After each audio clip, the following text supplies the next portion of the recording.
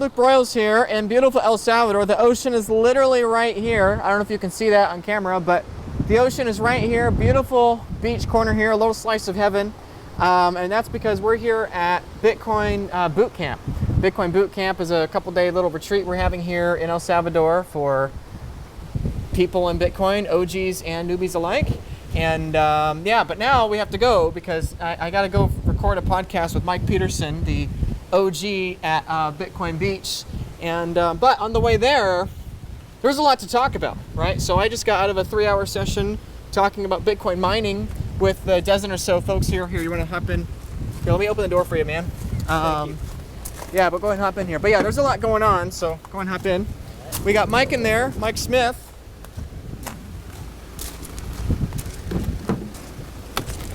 Mike! Luke! How you doing? You ready? Yeah, I'm ready. Let's boogie. It's time to go. So, there's a lot going on in Bitcoin world. Michael Saylor has bought another 50,000 coins. We got Orange Man, Mr. Donald Trump, day by day approaching his time in office. But on our way when we're driving, I said, why not film something? Because I know that, we were going to talk all things Bitcoin and MicroStrategy on the way there anyway. So we might as well share our thoughts with the world, I suppose. So Mike, you are a Bitcoiner. You've been in Bitcoin, what, 8 years? Active for 8 years. Okay, active for 8 years. Following it since 2011. Right. So it took me about 5 years to pull my head out of my ass and get serious about it and start accumulating. So start buying. But yeah, so Right. Okay. Been around for a little bit. Got Lake Satoshi, our education center that everybody should come visit at least once. Down here in El Salvador, checking out Luke's boot camp, which is great. A lot of fun. So yeah, a lot going on. MicroStrategy, probably the topic of the day right now, right? Yeah, so topic of the day. So here at the boot camp, the way this is working is that we're here down for the conference, which has been great, but a lot of people want more than just a conference. They want to build relationships, they want to do fun activities. A lot of people in Bitcoin are like, oh, I've never been to El Salvador, I don't speak Spanish, I'll get lost, whatever. So this event's kind of like for them. But a lot of major questions around how many more Bitcoin can Saylor buy? What's going to happen if we have nation state adoption? What's going to happen to MicroStrategy? Are the bear market cycles dead?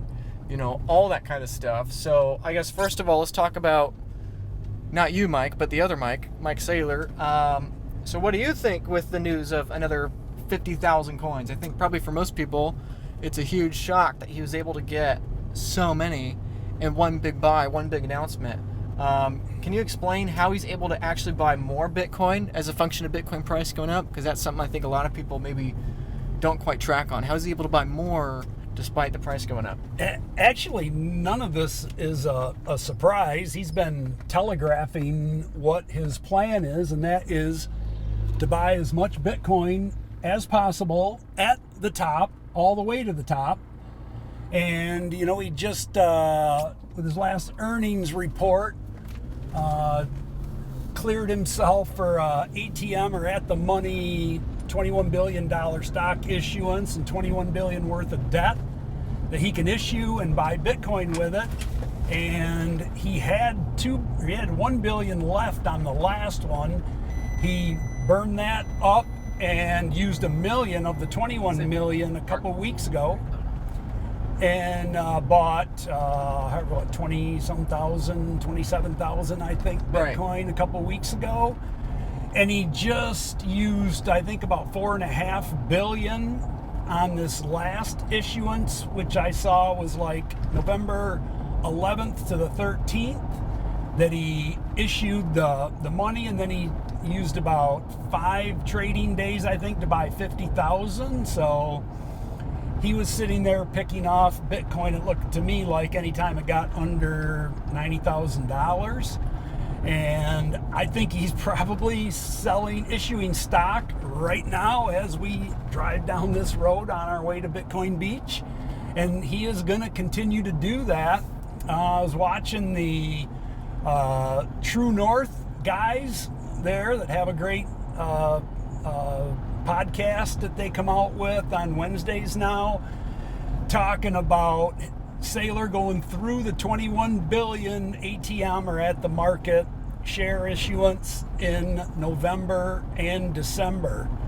And so that was going to be for the next 3 years, but obviously he's front running Trump on this. I don't know what Trump thinks of that, or if he's going to give Saylor a call and say, hey, would you wait for me to get into office so we can get some, or are you going to buy it all before I get there? But great news for MicroStrategy shareholders, because their amount of Bitcoin that they own now is greater than what they owned before he did this latest stock issuance and purchase. So that flywheel's going to continue. I think he's just going to keep issuing while this market is hot and before this next parabolic ramp on the Bitcoin price. It's an amazing thing. There's never been anything like it done by any company anywhere. Of course, nobody's had this revolutionary technology to use on Wall Street. So it's quite amazing to watch this. So go ahead, Luke. Yeah, I think the funny thing is that a lot of the traditional finance bros, especially recent weeks, because obviously, right, MicroStrategy stock's already like tripled in the last couple of months, more or less, 2.5x, whatever. And I saw a lot of clips floating around in traditional finance world of people saying, oh, I don't understand why MicroStrategy stock or why the Bitcoiners love Michael Saylor, because he buys at the wrong time, right? Michael's always buying at the local high. Like, oh, Michael Saylor doesn't know anything. He's always buying at the local high. He didn't buy that much in the bear market. But, it's so obvious that they don't understand that Michael actually can buy more at the highs because he's able to have a premium with the stock. It can sell into that premium. And or he's able to issue more convertible notes, bonds, debt for it, right? And so it's one of those things that I think's a bit misunderstood with the stock in general. It's not like Mike has a magic, jar of money he can just reach into, right? He's only able to sell debt or sell off the premium of his stock as a function of the demand for Bitcoin being high already from people wanting that, right? So I think this is part of the irony that people may not understand, is that these big buys of 27,000 coins, 51,000 coins, maybe even more coins in the future, is like he's going to be able to buy more as Bitcoin price goes up because the demand is going to be so much higher than it was at the bottom. He didn't buy that much in 2022. He didn't buy that much in early 2023, right? He wasn't stacking, let's say, that hard because he couldn't. He couldn't raise fiat. Yeah, he couldn't raise fiat. The premium of his stock was dead, and nobody was wanting his convertible notes. And so, I think that's probably something important for people to understand, that, that's the dynamic of how that works. So, he's always blind at the local tops. Maybe that means right now is a local top, but I think longer term, it's going to be really, really cheap because, this doesn't end with Michael. Michael's just the beginning. So like you said with Trump, Trump's probably looking at this and saying slow down, assuming he's going to buy. But I think there's a big difference with Trump wanting to buy a million versus, or any nation state wanting to buy a million, versus a CEO wanting to buy a million, because the CEO has to compete with spot price, but the government doesn't. So I don't know if you've thought that through. I mean, I know you've got your pretty strong opinion with what you think the government's going to do. What do you think the U.S. is going to do over the next 4 years? I think they're probably going to get on a set schedule of buying Bitcoin. I don't know how aggressive they can get or how much pushback they're going to get. I'm sure there's going to be a faction in Washington that is not going to like this, tied to the faction that we're just getting done with, that's been throwing nails in the road in front of Bitcoin for the last 4 years. So those people are probably not just going to go away, and there's going to be some resistance. I don't know how that plays out with an executive order. I've never really heard, or I can't think of somebody just going to court and getting a court order to stop an executive order, but maybe we'll find out about that. But it's going to be difficult. The government does not have the flexibility that Saylor and MicroStrategy have, and so that's going to be a lot different. But they got the money printer, but really right now Saylor does too. He's issuing paper or stock and buying the hardest money that the world's ever seen with it. So he's kind of got that dynamic going for him too. So really interesting to watch this play out. Watch how the government is going to try to compete for Bitcoin, and then let the game theory begin on government Bitcoin accumulation, right? January 20th, I think, is going to kick it all off, and it's going to be amazing and fun to watch. Yeah, the only people that are going to be scared are the people that are on the sidelines, or the people that weren't taking their Bitcoin custody, UTXOs, or whatever seriously. We had a 3-hour session here at the boot camp last night about UTXO management, and about how we have less in common with the future in the past, and about how if people aren't taking this stuff seriously, it's going to be a real threat, right? Because all we've known so far with Bitcoin are people competing for spot price, but the government doesn't have to compete with spot price. It can just make more paper. And the irony is that there's nobody in the world today helping the U.S. government be able to issue more paper than Michael Saylor, right? Because Michael Saylor, you know, as much as we like to say, oh, he's a Bitcoiner or whatever, blah, blah, blah, like actually he's able to create more paper as a result of adopting Bitcoin, right? Like his fiat instrument, MicroStrategy, is growing. The fiat premium is growing as a result of him adopting Bitcoin. And likewise with the United States, the U.S. wants to issue more bonds. The U.S. wants to print more currency.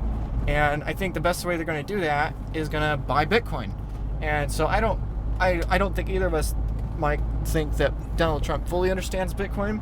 But Correct. You agree with that. But I do think if Trump were to understand, Bitcoin is the best tool to help us be able to issue more bonds and more paper currency. I think that's going to be the aha moment that's going to get the game theory kickstarted, because Bitcoin, and this is the irony that I think, you know, most of us are in Bitcoin because we don't like the central banks, we don't like all the fiat paper, but I think the irony in all this is that Bitcoin is actually going to enable the extension of the fiat rails longer as it trends to zero and dies, right? Like in the same way that the internet was the undoing for the newspaper companies, the internet also was what extended the life of the newspaper companies, because the profit from the internet newspapers, the digital newspapers, is what sustained the losses of the paper newspapers. So I think, you know, this idea that fiat's going to hyperinflate in the next year or two and Bitcoin's going to be global, I don't think either of us think that's the most likely scenario. You know, it could happen, but I think the irony is that inflation is going to get worse, the printing of money is going to get worse, because Bitcoin is going to enable these fiat monetary gods to just keep distributing and creating more and more paper, because Bitcoin is the pristine collateral. It is the apex asset that is gonna let that happen. So yeah, well, actually, real quick before I forget, you're going to Columbia, right? Yes. Yeah, so if you want to go to a Bitcoin event and hang out with Bitcoiners in person in real life, not just in a conference setting, but actually get out and explore the local nature, beauty, whatever, highly encourage you to consider going to one of these retreats I'm hosting. I'm thrilled to be partnering with the Bitcoin guys in Columbia, Medellin, Colombia. It's in mid-January. I'm going, obviously. Mike's going. A couple other guys from the boot camp here are going. Jeff Booth will be there at the conference, as well as George Gammon, Oliver Velez, BJ Dichter, and I think another like 15 or so speakers are going to be there. So if you want information on how to join in Columbia, it's going to be a great time. And basically, instead of listening to speakers on a stage, you're actually going to be able to hang out with them, do things with them, experiences. And for me, that's way more fun than going to some setting. So Mike, I don't know how you feel about that, if you have anything to add, but I just think it's a good opportunity that won't be around forever. Yeah, it's a new conference, and John that's putting it on, I met him at Unconfiscatable in Vegas, and this is a big endeavor for him to put together, and he's got a little momentum going with it, so definitely want to support him. And Colombia's a country I've always wanted to see, so this is a great opportunity to go down there and check it out. And I'm probably going to be in El Salvador anyway, so might as well, right? It's just a short flight from here to Colombia, right. So it should be a really good time. Yep, so if you want to do that, hang out with me, Mike, probably Jeff Booth, Oliver, and everyone else, George Gammon, everyone else is going to be there.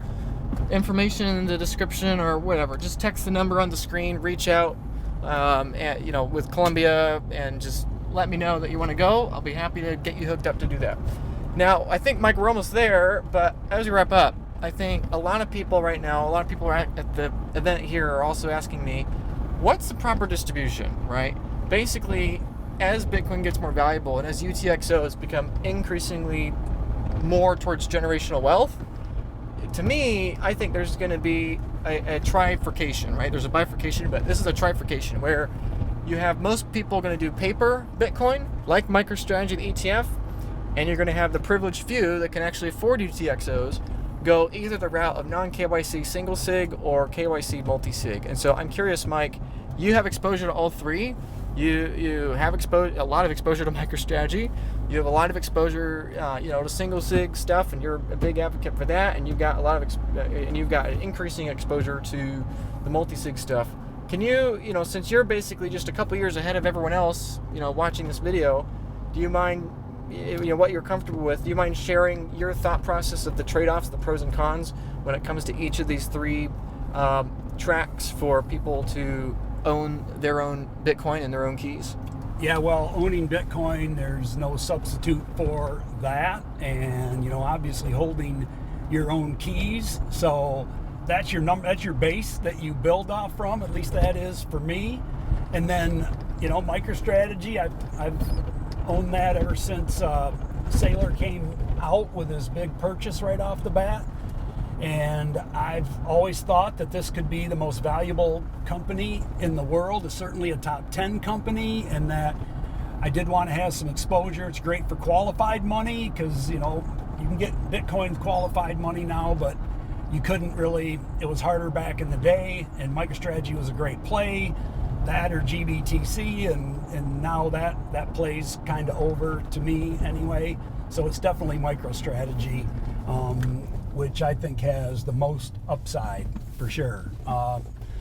It's fun having all three, but hold your own sats. Right, so definitely the self-custody component is the most important factor. You know where we're going? We're just going straight here. You know how to get there? Can we get to Mike's down through here? Yeah, I think we can get there. So, okay. So Mike, so you're a MicroStrategy shareholder. I'm a MicroStrategy shareholder. I like the upside. I like my shares getting a premium against Bitcoin. That's all great and wonderful, whatever. But I fully agree with you that self-custody is the way to go. It is by far the best risk-adjusted investment, right? It's way lower risk, way higher upside. Can you elaborate on the distinction between the single sig and the multi-sig stuff? So obviously, you've been in single sig for a long time.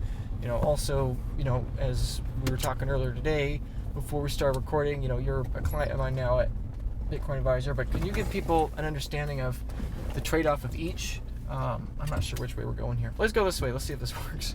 I think this is the way, but anyway, so where's the time and place for each one, do you think?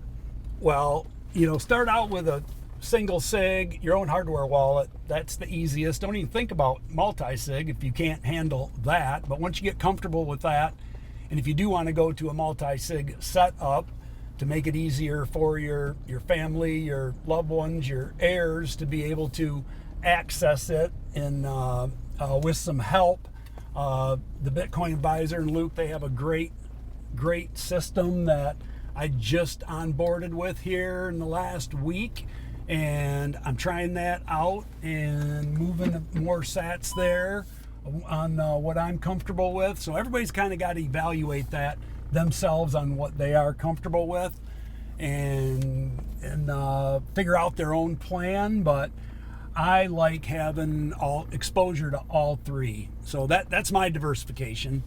100% Bitcoin, just different ways to have it. Yeah, definitely. So I think we're a little lost here. Well, I think we just got to go down and go down. Yeah. No, we got to go back out the main road and take. Oh, okay. You know where you're going? I've got a pin on it. Not scripted. Yeah. Yeah. All right. You mean do directions? You all good?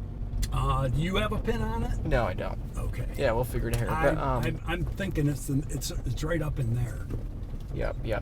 So yeah, I agree with you. I think most people are going to want some of all three, right? Like I think the way this is headed is that when it comes to single sig, like I don't think it's going to make a lot of sense for people to have any KYC associated with their single sig because like basically you're advertising yourself as a honeypot, right? Like I don't think it's going to matter if you're going to have 10 million sats or a whole Bitcoin or 10 Bitcoin or whatever in a single sig. Like basically, when Bitcoin is worth millions of dollars, you're not going to want people to know, oh, hey, this is, we know exactly how much Bitcoin, these early OGs that were buying before 2050, buying before the U.S. government was buying, right? Like, we don't want to know, you don't want people to know what that stack is, right? And a lot of it, frankly, is perception, right? Like, it doesn't matter if you have half a coin or 5 coins in a single sig. If the perception by the bad guys is that you've got 10 coins in the single sig, they're still going to go after it, right? And so I think increasingly, we're going to trend away from this time right now where most people in their single sigs have KYC. I think we're going to trend more and more in this direction where people have non-KYC with their single sig, because like you have all the same risks either way from yourself as a single point of failure, plus all the additional risks of advertising yourself as a honeypot in that future. So I don't think we're going to have, I think right now, let's say 90% of people in single sig are KYC. Like, I think that's going to fall by orders of magnitude. In the far future, it's going to be a very, very small percentage that will have KYC with their single sig. And then on the flip side, is this the right? I think it is. All right, we think we know where we're going now. Yep. All right. But on the flip side, with the multi-sig, like most of the benefit with the multi-sig is getting access to financial products, right? So a lot of people are going to want to borrow fiat against their Bitcoin. One of the reasons, Mike, that you and I are doing this vault with Bitcoin advisors, because you have a strong interest in irrevocable trusts, a strong interest in private placement life insurance, all that kind of stuff. And basically what that enables, as you know, what it enables people to do is protect those Bitcoin against, all kinds of tax, lawsuit, or other vehicles. So, I think really if people go to multi-sig with non-KYC, they're missing out on most of the upside of the trade-offs of multi-sig. And likewise, if they're going to single sig with KYC, they're missing out on most of the trade-offs of the single sig. So I think that's the direction most people are going to go. And I highly encourage, everyone to consider these things now, because if Bitcoin price just keeps ripping, it's like everybody's going to want to figure this out at the same time, and it's going to be a real drain on the Bitcoin service providers to be able to offer that. So I think we're here, Mike. I guess as we wrap up here real quick, like, what do you think Bitcoin price is going to do, whether it's next year, 4 years from now? Like, what is your parting message for how high Bitcoin could go? Maybe 300,000 to 700,000 in this cycle, and you really think that? Yeah, in this cycle, in the next 12, 13 months, and then then it'll be 7 figures by 2030. I think that's pretty conservative, I think. And you think there'll be a bear market between the two, obviously, right? That's what you're implying? I do. Yeah. Yeah. Okay. Just how big the pullback is, I don't know. We'll find out. A lot of liquidity coming in, but you start talking mid 6 and then 7-figure Bitcoin, you need a lot of liquidity to hold it up there. So it'll be fun to watch. Yeah, it'll be fun to watch. So anyway, hope you all enjoyed it. We're here now, and we have a podcast to film, so we got to go. But thank you, Mike. Yep. Appreciate it. See ya. All right. Thanks. I think he's right. I don't know where we're going. The hill. Oh, are you still filming? Yeah. Oh, okay. I don't know how to get in. We're locked. 2.5, 3 months from now. Yeah. That's kind of cool. Yeah. That's all new. That's nice. Cool pool. Cool pool indeed. All right, let's break in here.